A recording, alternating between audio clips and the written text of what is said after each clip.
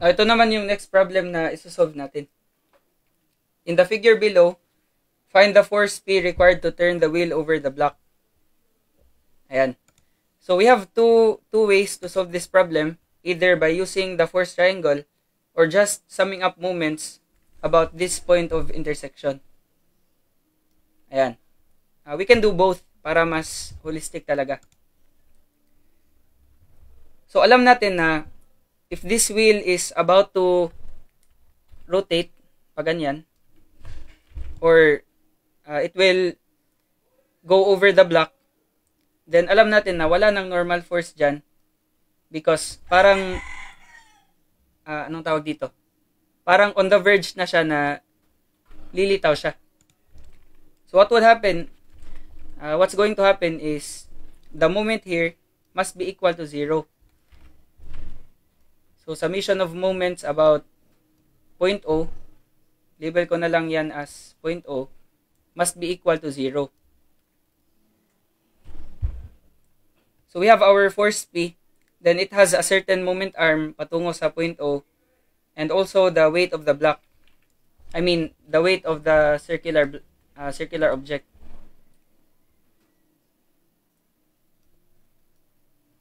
So the wheel weighs 500 newtons.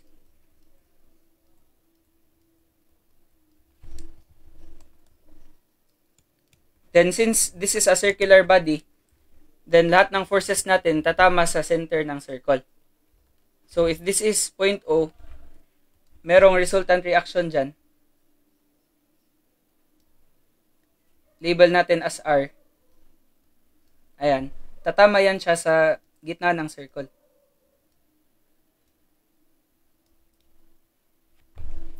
So since tatama siya sa gitna, tatama rin siya sa point O, once we sum up moments about point O, wala siyang rotation na makukos. Therefore, we have W, then we just have to multiply it by its moment arm going to point O. So we can draw a triangle here. Ayan.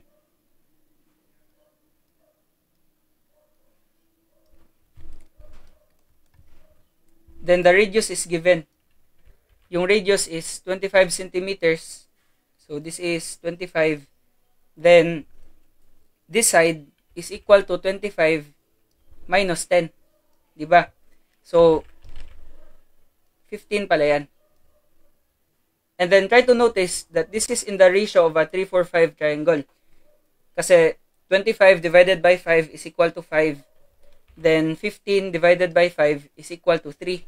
So 3, 5, 5 yung hypotenuse. Therefore, the other side must be equal to 20. Ayan. I hope agree lang. Kasi 20 divided by 5 is equal to 4. 3, 4, 5 triangle.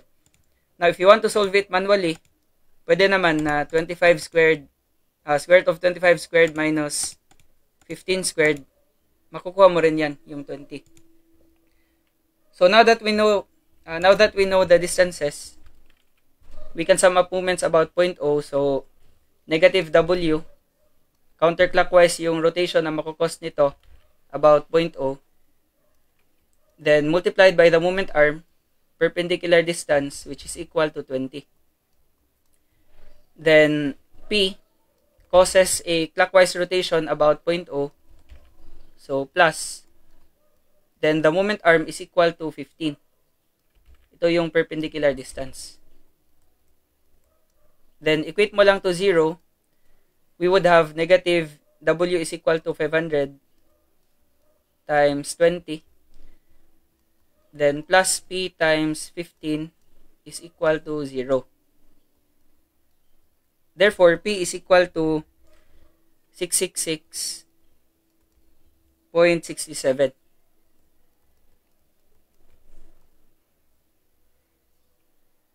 Ayan. So, our answer is letter C. So, this is one of the ways na masosolve mo yung problem, or you can just use the force triangle. Diba, merong normal reaction dyan. Meron kasing point of contact yung wheel dito sa ground. However, since this is about to turn over the block, then the normal reaction would be equal to 0. So what's going to happen is, meron tayong tatlong forces, W, the resultant reaction at O, and also P. So we can form a force triangle. Then since this is in equilibrium, the resultant force is equal to 0. So wala nang connecting line doon sa head ng last force saka tail ng first force. So by force triangle, we have W going downward, then P is going to the right.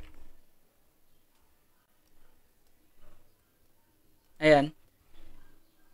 Then yung R naka-incline. Pag ganyan. Then wala nang connecting line dyan. Kasi again, 0 yung resultant. So WR saka P. Then yung inclination ng R is equal to this angle. Ayan. With respect to the horizontal.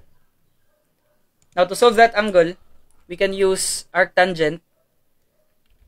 Bale, theta is equal to arctangent. Then opposite over adjacent, ito yung opposite side, 15. Adjacent naman is 20.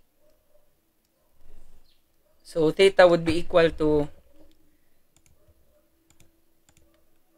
arctan, ano na lang, 3 over 4. Same lang naman. 36.87.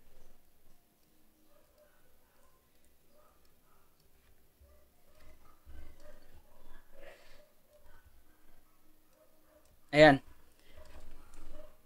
So, since alam natin yung W, we can solve P. Using the tangent function, bale, tangent of 36.87, or instead of solving the angle, you can use the ratio. Excuse me. You can actually use the ratio agad. But pinakita ko lang for the sake of solving the angle. So, tan 36.87, then opposite is 500 yung W divided by the force P. So, we would have P is equal to 500 divided by tangent of 36.87. Wait lang. Ayan. Which is still 666.66.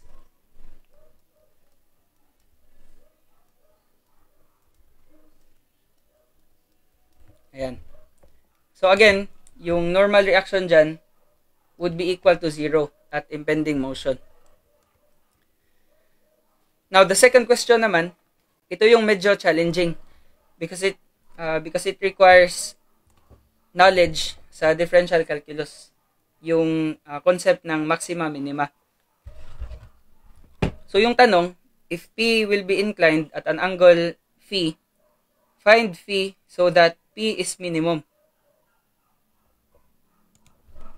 So, di ba, initially, yung P dyan is acting horizontally lang. What the question tells us is kapag inclined raw siya, what should be this angle phi so that the force P will be minimized? Yan yung nature ng problem.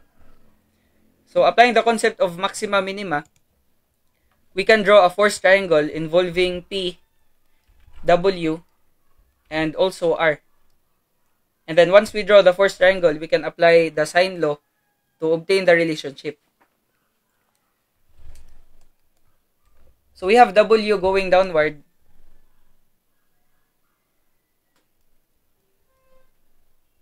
Ayan. Then we can connect P or R. Depende na yan sa preference mo. So, i-connect ko lang CR. So, di ba, alam natin that R is inclined at an angle equal to theta, which is 36.87, yung na-solve natin kanina.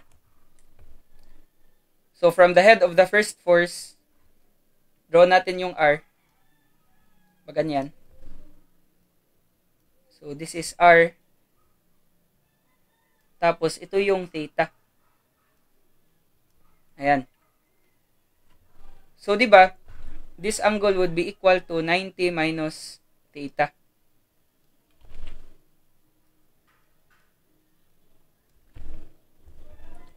Then, from the head of the second force, we can draw another line which describes P. Connect natin yan sa tail ng first force. Because again, walang resultant. The resultant is equal to 0. P. Now, this P is inclined at an angle phi from the horizontal. So, drawing a line here, ayan, merong phi dyan. Then, if this is equal to theta, I hope agree lang that this would be equal to theta. Diba? So, this is W. Move ko lang to. Now, applying the sine law, we have W is to the sine of the opposite side, opposite angle. So, ito yung opposite sa kanya. Bale, sine phi plus theta. Yung buong angle na yan. Then, equate natin. We don't want W, we don't want R, since we want our equations to have only W, a known value, and also P, which is what we are trying to minimize. So, P divided by opposite sa kanya, 90 minus theta. So, sine 90 minus theta. Ayan. But again, alam natin yung theta. Theta equals 36.87 degrees. So, W is to sine phi plus 36.87, then equals P is to sine, complement ng angle na yan, 90 minus theta is 53.13. So, expressing P in terms of W, we would have P equals W sine 53.13. Now, W is equal to 500. Sulat na lang natin. Then, divided by sine phi plus 36.87. Ayan. Now, since we are trying to minimize P, we have to differentiate this function with respect to phi. So, we will solve pala dP over d phi. Ayan, phi or phi. So, to differentiate this function, we have to apply this rule.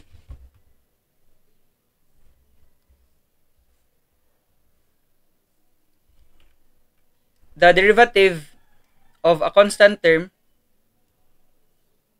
divided by a function is equal to negative c dv, then divided by v squared. Ayan. This is a rule sa calculus, differential calculus. So, yung v natin dyan is this one. Tas ito naman yung c. Since this is a constant term. Ayan, c. Ito yung v.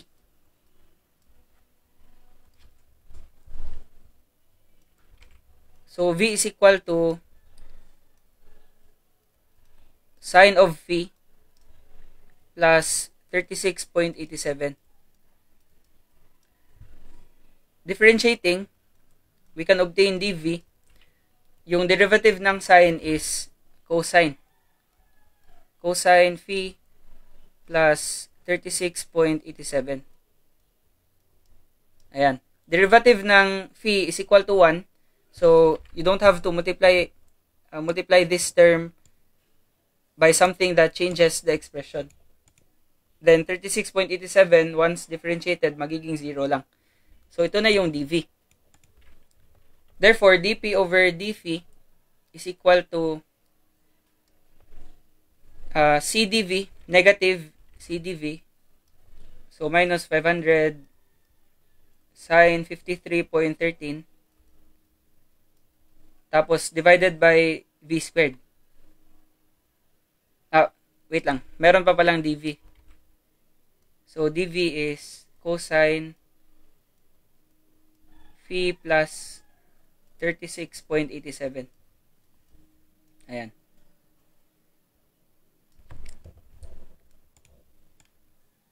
Move lang natin to.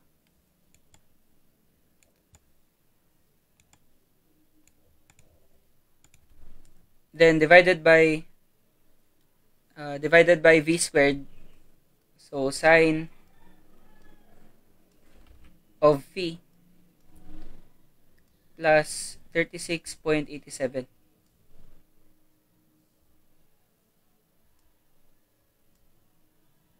Ayan.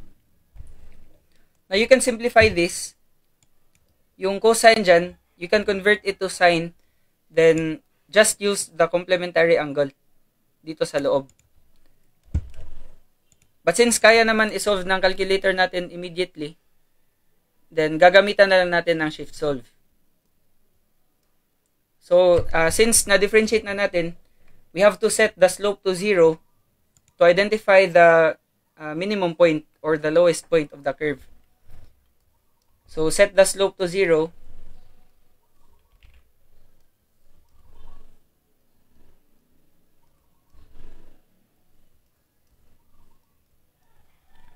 And then, solve natin yung phi.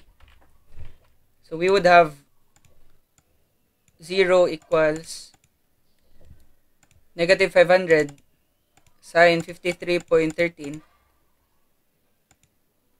Then, cosine phi plus 36.87 divided by sine phi plus 36.87. So, solving phi, we have 593.13. Bakit 593.13? Once nag-shift solve kasi ako, yung nearest value sa kanya was the one we solved earlier, which was 666.66. Ito yung pinakamalapit na coterminal angle.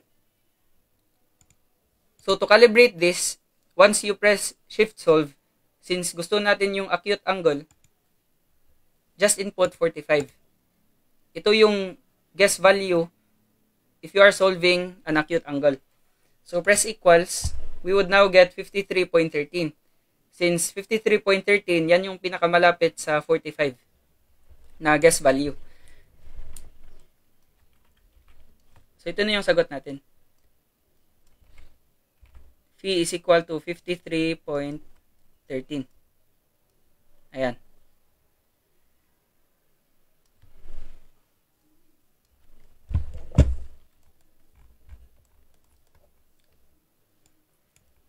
So, we have letter C. Now, what does this imply?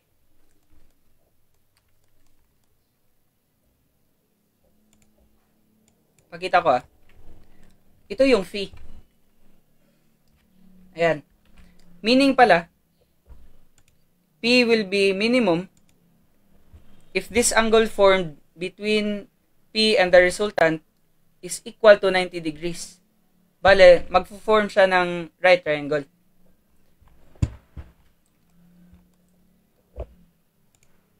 So, because of that implication, yung shortcut pala sa problem na to, if P will be inclined at an angle, what is phi so that P is minimum?